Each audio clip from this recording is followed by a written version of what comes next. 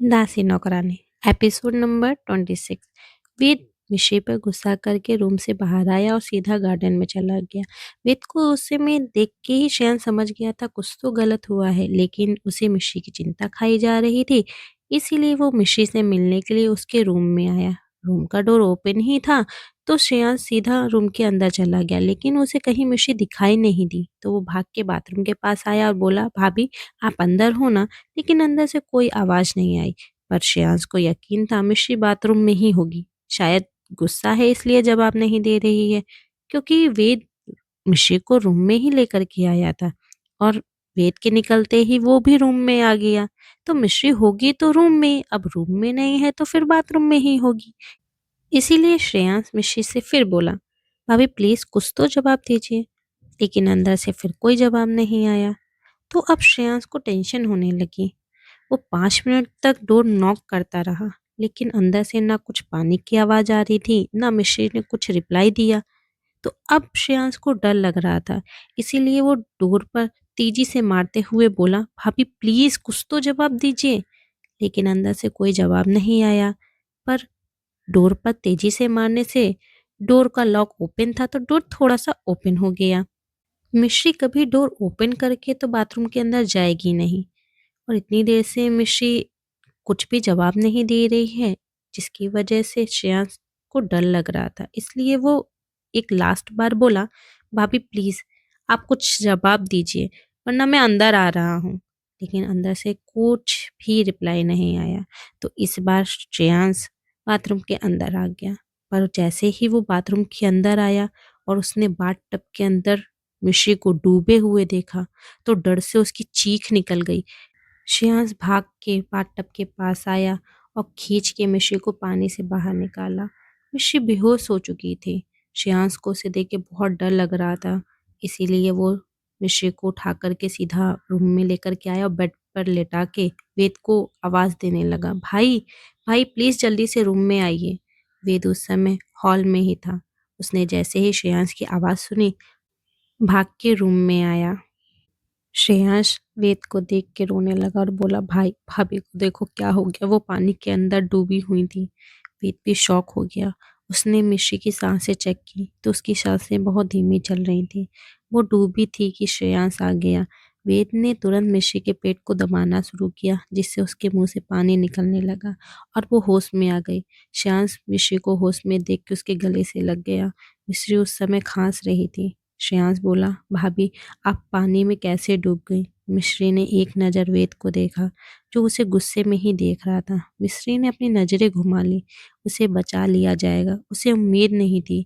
उसने तो अपनी जान देने का सोच लिया था। मिश्री कुछ नहीं बोली। तो श्रेयांश बोला, आपको ठंड लग रही होगी ना, मैं आपके लिए हल्दी वाला दूध लेकर आता हूँ, आप जब तक चेंज कर लो। श्रेयांश को लग रहा था शायद गलती से मिश्री पानी में डूब गई हो। वो ये सोच भी नहीं सकता था कि मिशेल ने अपनी जान लेने की कोशिश की। शायद भाग के बाहर चला गया। तो मिश्री कांपते हुए उठने लगी। उसकी हालत पस्त पड़ चुकी थी। मिश्री खड़ी हुई तो उसको वेद ने बाजू से कस के पकड़ लिया और बोला, तुमने अपनी जान लेने की कोशिश की, इस नाटक का क्या मतलब है? मिश्री की आंखें भर आईं। वेद को ये भी नाटक लग रहा है। मिश्री कुछ नहीं बोली, बस अपना सिर नीचे कर लिया और सब सुनती रही। बोला वहां जाता है जहाँ कोई इज्जत हो या कोई जरा भी विश्वास करता हो। पर वेद के मन में मिश्री के लिए कुछ भी नहीं था। वेद ने फिर गुस्से में धक्का देते हुए मिश्री को छोड़ दिया और बोला, तुम जैसी लड़की से उम्मीद भी मैं क्या ही कर सकता हूँ। सिंपैथी पाने का अच्छा तरीका है, अपने करेक्टर को साफ करने का अच्छा तरीका निकाला तुमने।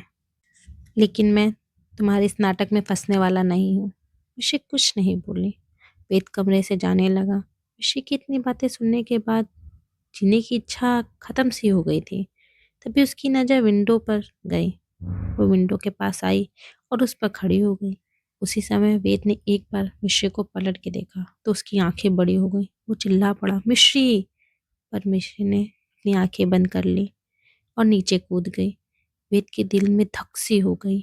वो विंडो के पास भाग के आया। मिश्री नीचे पड़ी हुई थी। उसके सिर से खून निकल रहा था और वो अपने आंसू भरी आंखों से उसे देख रही थी। वेद का दिल कुचल के रह गया। वो तुरंत नीचे भागा और मिशी के पास आया और उसे उठाने लगा तो मिशी उसे मना करते हुए बोली, मालिक प्लीज़ मेरी जान बचाने की कोशिश मत करना। मैं अपने चरित्र पर उँगली उठने के बाद नहीं जी पाऊँगी। आपको बस इतना बोलना चाहती हूँ, मैं नहीं जानती वो इंसान कौन था। सुबह से भूखी थी, गलती से भटक गई थी, तो उनके साथ गोलगप्पे खा लिए। उन्होंने बोला था उनकी शर्त लगी है उनके दोस्त के साथ। कोई मुझे भूखे में खाना खिला रहा था, तो बस मदद के तौर पर बस मैंने उनको एक गोलगप्पा खिला दिया। मेरे मन में कुछ भी नहीं था, मैं उनको नहीं जानती।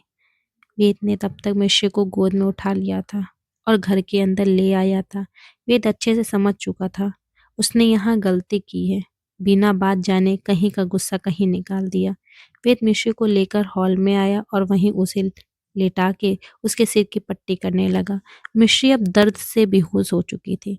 श्रेयांश आया तो मिश्री को देख के उसकी फिर चीख निकल गई। वेद ने एक नज़र श्रेयांश को देखा और बोला, वो छोटा वाला ऑक्सीजन मास्क और सिलेंडर दादी के रूम में है, जाओ जल्दी से लेकर के आओ। श्याम हैरानी से बुत बना खड़ा था कि वेद चिल्लाते हुए बोला, जल्दी जाओ। वेद भाग के गया और दादी के रूम से सिलेंडर और ऑक्सीजन मास्क ले आया। वेद ने मिश्री को मास्क लगाया और उसके सिर में पट्टी करके उसके फेस पर जो खून लगा हुआ था उसको साफ करने लगा। वेद समय से मिशी के पास आ गया था तो उसने मिशी का सिर दबा के खून रोक लिया था, इसीलिए ज़्यादा खून बहा नहीं था। और वेद के घर में गार्डन में मोटी वाली घास चारों तरफ लगाई हुई थी, इसीलिए मिशी को थोड़ी कम चोट आई थी।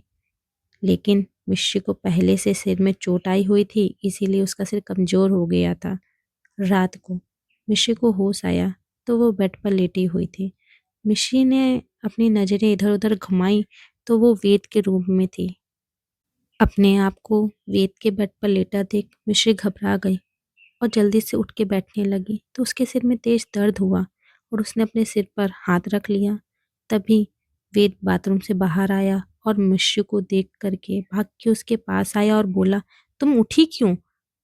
मिश्री घबरा गई और वेद को देखने लगी। वेद मिश्री को पकड़ के बेड पर बैठाने लगा तो मिश्री डर से कांप गई और बोली, मालिक मैं ठीक हूँ। वेद ने मिश्री को घूरा तो मिश्री शांत पड़ गई। वेद ने मिश्री को बेड पर बैठाया और उसे कंबल ओढ़ा के बोला, तुम यहीं बैठो, मैं कुछ खाने के लिए लेके आता हूँ। बोल के वेद रूम से बाहर चला गया। मिश्री भी उठ के खड़ी हो गई और रूम से बाहर आ गई। उसका वेद के रूम में रहने का कोई भी मन नहीं था। इतना जलील होने के बाद कोई किसी के रूम में कैसे रह सकता है? इसीलिए मिश्री जिस रूम में वेद से चुपके रहती थी उस रूम में आ गई और सोचने लगी, क्या किस्मत है उसकी, क्या उसको मौत भी नसीब नहीं होगी। 2 बार मरने की कोशिश की और दोनों बार वो बच गई। मिश्री सोच में डूबी हुई थी कि वेद उसे ढूंढते हुए आया और मिश्री को देख के गुस्सा पड़ा। दिमाग खराब है तुम्हारा, यहाँ क्या कर रही हो? कब से ढूंढ रहा हूँ तुमको, बोला था ना रूम में ही बैठो, मैं खाना लेकर के आ रहा हूँ। मिश्री वेद को देख के डर सी गई। वेद गुस्से में उसे ही घूर रहा था। वेद जब वापस रूम में आया तो मिश्री को ना देख के वो डर गया था। अब वेद के मन में मिश्री को लेकर के डर सा बैठ गया था, कहीं मिश्री फिर से कोई गलत कदम ना उठा ले। इसीलिए इस बार उसने टेंशन में मिश्री के ऊपर चिल्ला दिया था। क्या होगा आगे?